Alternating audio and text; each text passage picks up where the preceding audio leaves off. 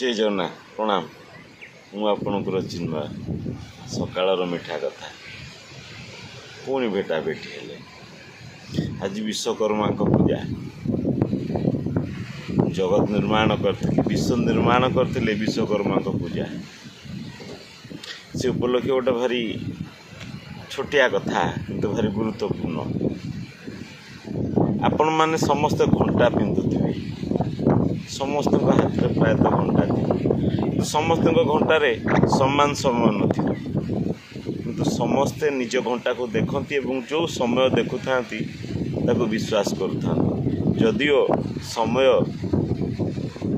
एक जातिर एक प्रकार किंतु घंटा मात्र के सेमानकर स्थिति अलग थाए तो प्रत्येक घंटा पिंधि लोक ता घंटार समय को विश्वास करुए। समय एका न थाए किंतु समस्त विश्वास करुता।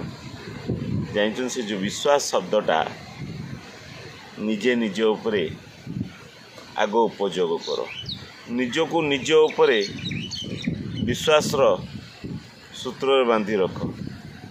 विश्वास मूल जगत बसीची ताले सुख संसार कहीं न बस। विश्वास करने शिख